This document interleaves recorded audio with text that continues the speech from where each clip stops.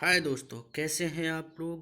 Welcome to my channel. My name is Sanjay. आज है 24 मई के सारे करंट अफेयर्स के इम्पोर्टेंट क्वेश्चन इस वीडियो में मिलेंगे आपको। चलिए बिना देर किए स्टार्ट करते हैं। पहला क्वेश्चन है हमारा, सबसे बड़ा और सबसे शक्तिशाली अंतरिक्ष विज्ञान दूरबीन जेम्स वेब स्पेस टेलीस्कोप किस संगठन ने विकसित किया है।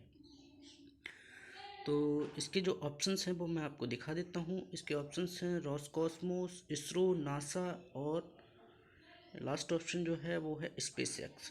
क्या है ऑप्शन? रॉसकॉस्मोस, इसरो, नासा और स्पेस एक्स। तो ये आपके ऑप्शंस हैं। क्वेश्चन एक बार और दिखा देता हूँ। सबसे बड़ा और सबसे शक्तिशाली अंतरिक्ष विज्ञान दूरबीन जेम्स वेब स्पेस टेलीस्कोप किस संगठन ने विकसित किया है। आपके ऑप्शंस रॉसकॉस्मोस, इसरो, नासा और स्पेस एक्स। ठीक है, तो आपको आंसर करना है इसका। ये जो एक दूरबीन बनाया है, ये सबसे बड़ा जो कि रहेगा अपने अंतरिक्ष में, किसकी, ये जितनी भी सारी चीज़ें गतिविधियाँ हो रही हैं सैटेलाइट द्वारा, जो भी चीज़ें कैच कर रहे हैं वो इस दूरबीन से देखा जा सकता है, उसको निगरानी में रखा जाएगा। तो ये किसने बनाया है? ये बनाया है, सॉरी, इसका जो राइट आंसर रहेगा वो रहेगा नासा। नासा के बारे में आप लोग जानते हो। नासा अमेरिका की एक अंतरिक्ष एजेंसी है, जो कि सारे जितने भी साइंटिफिक वर्क्स होते हैं वो सारे नासा के अंडर में ही होते हैं, किए जाते हैं। तो चलिए नेक्स्ट क्वेश्चन की तरफ बढ़ते हैं। नेक्स्ट क्वेश्चन है हमारा, तियानवान और सुदापू परमाणु ऊर्जा संयंत्रों का निर्माण चीन किसकी सहायता से कर रहा है। तियानवान और सुदापू परमाणु ऊर्जा संयंत्रों का निर्माण चीन किसकी सहायता से कर रहा है। ये ऊर्जा संयंत्र हैं, इनका निर्माण चीन कर रहा है। किसकी मदद से कर रहा है? ऑप्शन है आपके पाकिस्तान, फ्रांस, जापान और रूस। चार ऑप्शन है, फ्रांस, पाकिस्तान, जापान, रूस। आपका राइट आंसर क्या रहेगा आप बताइए। आपका राइट आंसर रहने वाला है वो है, सॉरी, रूस यानी कि रसिया। रसिया चाइना के साथ मिलकर के सॉरी, परमाणु ऊर्जा संयंत्र बना रही है, जो कि दो हैं, सुदापू और दूसरा क्या नाम है इसका, दूसरा नाम है तियानवान।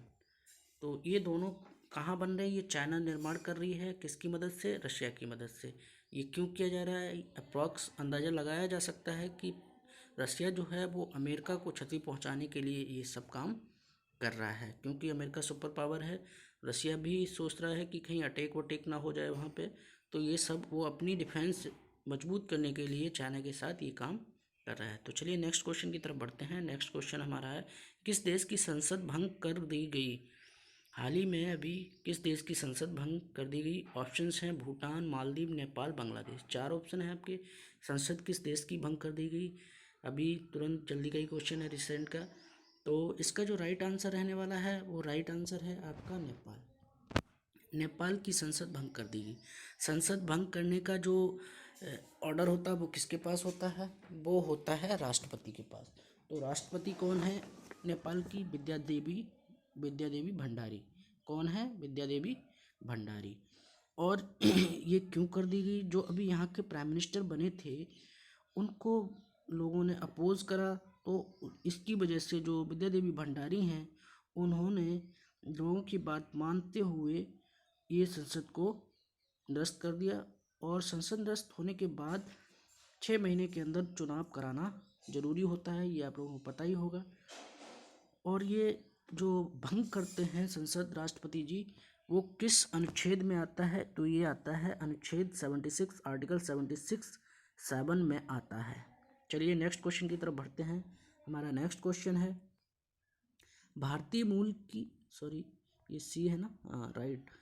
अगला क्वेश्चन है हमारा नंबर 4, भारतीय मूल की महिला इजराइल के अश्कलोन में हमास के रॉकेट हमले में मारे जाने पर इजराइल सरकार ने मानव नागरिकता दी है।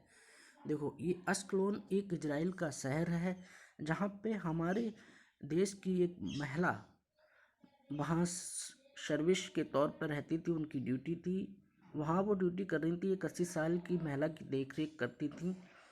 उनके ऊपर एक रॉकेट का हमला हुआ, जिस रॉकेट का हमला हुआ वो हमास के लोगों की तरफ से था, तो इसमें उनकी मृत्यु हो गई। ऐसा बताया गया है कि जब ये रॉकेट का हमला हुआ तब वो शायद अपने हस्बैंड जो कि इंडिया में रहते हैं उनसे वीडियो कॉल पर कॉन्फ्रेंसिंग चल रही थी।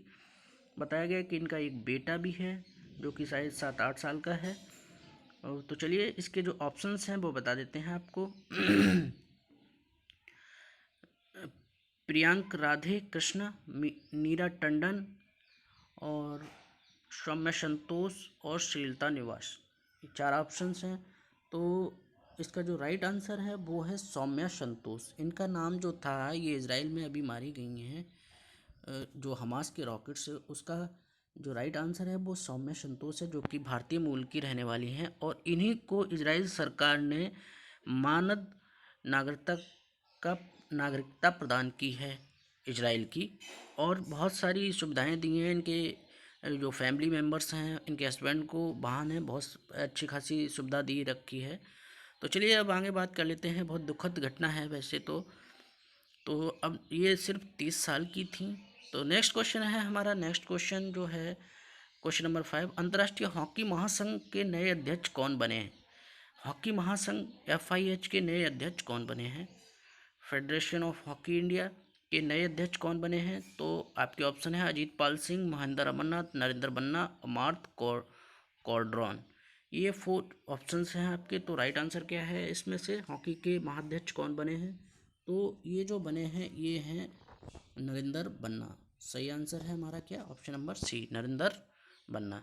चलिए नेक्स्ट क्वेश्चन की तरफ बढ़ते हैं। नेक्स्ट क्वेश्चन की तरफ बात कर लेते हैं। क्वेश्चन नंबर 6, ली इवांस का हाल ही में निधन हुआ है, वे किस खेल से संबंधित थे? ली इवांस के बारे में पूछा गया है। ली इवांस एक प्लेयर थे जो कि उनका निधन हो गया, वो किस खेल से संबंधित थे? ऑप्शन है आपके basketball, hockey, sprint, cricket. 4 options हैं। आपका राइट आंसर क्या रहने वाला है? तो राइट आंसर रहने वाला है आपका स्प्रिंट। ये क्या थे? ये एक स्प्रिंटर थे। स्प्रिंट आप लोग जानते हो कि एक बहुत छोटी सी रेस होती है जिसमें बहुत तेज़ी से दौड़ना पड़ता है, उसको बोलते हैं स्प्रिंट। और ये एक स्प्रिंटर थे और इनका एक रिकॉर्ड भी था, शायद 400 मीटर में सबसे नंबर टॉप पर रहे थे। तो चलिए अब नेक्स्ट क्वेश्चन की बात कर लेते हैं। नेक्स्ट क्वेश्चन जो है हमारा, विजय पाटिल का निधन हुआ, ये कौन थे? हाल ही में अभी विजय पाटिल साहब का निधन हुआ है, ये कौन थे? तो आपके ऑप्शन हैं लेखक, पत्रकार, संगीतकार, अभिनेता। विजय पाटिल कौन थे? लेखक थे, पत्रकार थे, संगीतकार थे, अभिनेता थे। तो आपका जो राइट आंसर रहने वाला है वो है ये एक संगीतकार थे। कौन थे? संगीतकार, म्यूजिशियन बोल सकते हैं इनको। ये एक म्यूजिशियन थे। तो चलिए अब नेक्स्ट क्वेश्चन की बात कर लेते हैं। नेक्स्ट क्वेश्चन जो है हमारा question number 8, Asia cup tournament कहाँ स्थगित कर दिया गया? अभी एशिया कप T20 टूर्नामेंट होने वाला था इसी ईयर्स में, 2021 में सॉरी। तो इसको अभी स्थगित कर दिया है, मतलब कि पूर्णकालिक रोक दिया गया है। अभी कुछ क्लियर डिसीजन भी नहीं है कि आगे होगा कि नहीं होगा। तो इसके जो ऑप्शंस हैं वो श्रीलंका, बांग्लादेश, पाकिस्तान, भारत। इसके 4 ऑप्शंस हैं। 4 ऑप्शंस का जो राइट आंसर है वो आप लोग बताइए, फिर मैं बता देता हूँ। इसका जो राइट आंसर है वो है श्रीलंका। क्या है? श्रीलंका में होने वाले थे ये एशिया कप T20 टूर्नामेंट, जो कि अभी बंद कर दिया गया है, इसको स्थगित कर दिया है कोरोना के चक्कर में। कोरोना अभी सब जगह ही फैल रहा है तो इसको स्थगित कर दिया गया है। चलिए अब नेक्स्ट क्वेश्चन की तरफ बात कर लेते हैं। तो हमारा नेक्स्ट क्वेश्चन है क्वेश्चन नंबर 9, निधि कोविड 2.0 नामक पहल की शुरुआत किसने की है? निधि कोविड 2.0। तो ये जो आपके ऑप्शन हैं, NITI Aayog, ICMR, UNDP India, department of science and technology, ये 4 ऑप्शन हैं। निधि कोविड 2.0 मतलब ये कोरोना से रिलेटेड एक पहल है जिसकी शुरुआत किसने की? आपके ऑप्शन हैं NITI Aayog, ICMR, UNDP India, department of science and technology. तो राइट आंसर जो है आपका वो है department of science and technology. तो ये है आपका इसी ने निधि कोविड 2.0 की शुरुआत की है, पहल की शुरुआत की है। चलिए अब नेक्स्ट क्वेश्चन की तरफ बढ़ते हैं। क्वेश्चन नंबर 10, किस देश की प्रथम महिला राष्ट्रपति मार्थ कुरुम्बुकुमे बनी हैं?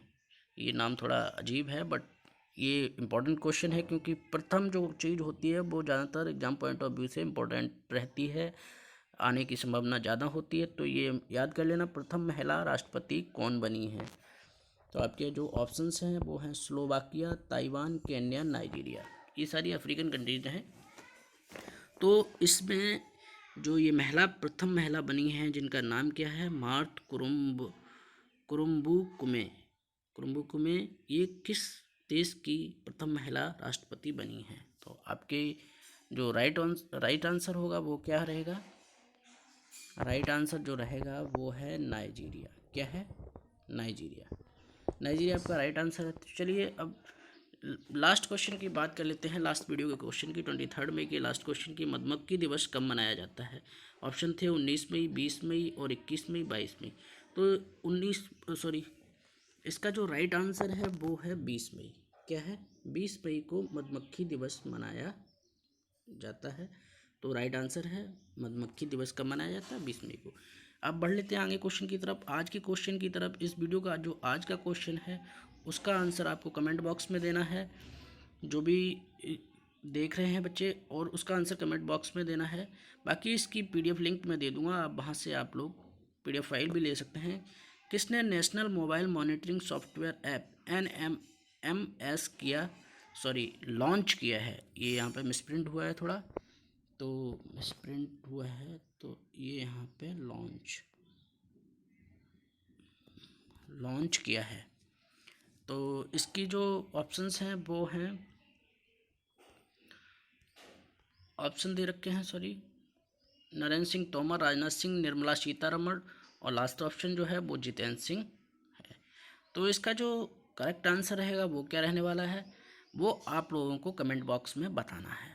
तो चलिए वीडियो को बंद करते हैं, और चैनल पर जो भी नया आया हो प्लीज़ चैनल को सब्सक्राइब करें ऐसी डेली करंट अफेयर्स के लिए।